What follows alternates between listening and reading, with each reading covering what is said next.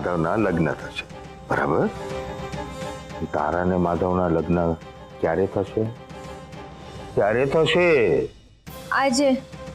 અરે એકવાર તારા ને માધવના લગ્ન થશે એના પછી એની પત્ની બની જઈશ તું, ને એકવાર તું પત્ની બની ગઈ માધવની, એના પછી માધવની તમામ જાયદાદ, મિલકત, પૈસાની લીગલી અડધી વારસદાર થઈ જઈશ તું.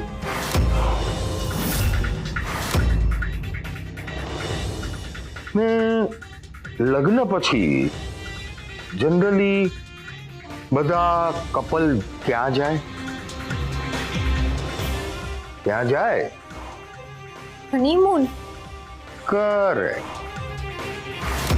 બસ તો તમારે પણ હનીમૂન પર જવાનું ને હું છું ને, હું મોકલીશ તમને હનીમૂન ઉપર. બસ એકવાર તમે હનીમૂન ઉપર જાઓ એટલે માધવનો અધ્યાય પૂરો.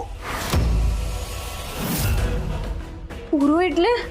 કહું ને તને, પૂરો એટલે કેશવ અને માધવની વાર્તાનો ધી એન્ડ. કેશવ તો એમ પણ આ દુનિયામાં નતો અને હનીમૂન ઉપર માધવને રસ્તામાંથી હટાવી દે અને મારી માટે માધવને રસ્તામાંથી હટાવીશ તું.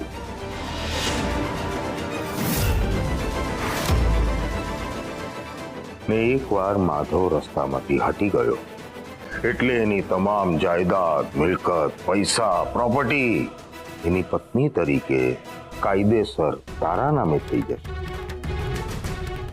તારા નામે થઈ જાય એના પછી તું બધું મારા નામે જ કરી દઈશ, નહીં?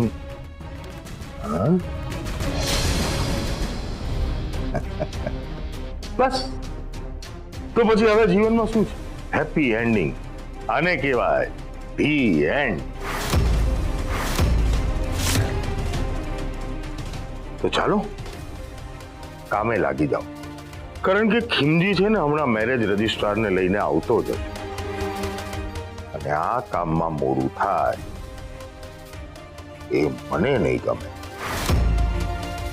Is that clear?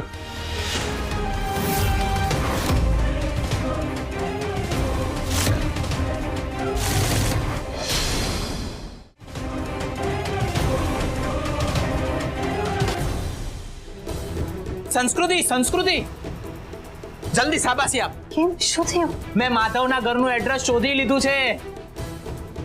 વોટ મંગલ? કેવી રીતે? સોશિયલ મીડિયા પરથી થોડા ખાકા ખોળા કરે કે એનું એડ્રેસ મળી ગયું. ને આમ પણ ગુજરાતમાં માધવ આચાર્યને કોણ નથી ઓળખતું? માધવ, મારું એક જ સપનું હતું ને એક જ ઈચ્છા હતી કે હું તને પામું. તે જ્યારે તારો એક્સિડન્ટ થયો ને તે હું અડધી મરી ગઈ હતી, પણ ભગવાને મારી વાત સાંભળી ને તને બચાવીને મારી બાકીની જિંદગી સુધારી દીધી. સંસ્કૃતિ, મારી વાત તો સાંભળો. ના, આજે તું મારી વાત સાંભળ. ભગવાને તને બચાવીને તને નહીં પણ મને નવું જીવન આપ્યું છે.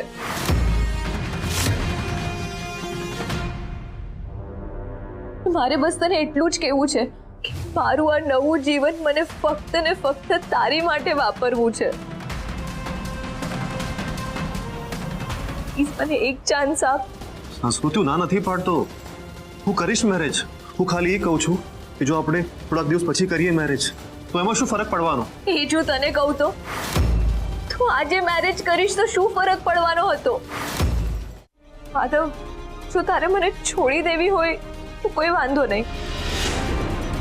હું ખુશી ખુશી તારા લાઈફમાંથી નીકળી જઈશ. એવી રીતે રાધાની જેમ તારા લાઈફમાં આવી હતી ને, એ જ રાધાની જેમ મારા માધવની યાદમાં બાકીની જિંદગી કાઢી નાખીશ. ના ના, એ વાત નથી. હો તો શું વાત છે માધવ? તું શું કામ ના પાડે છે તું આ મેરેજ માટે?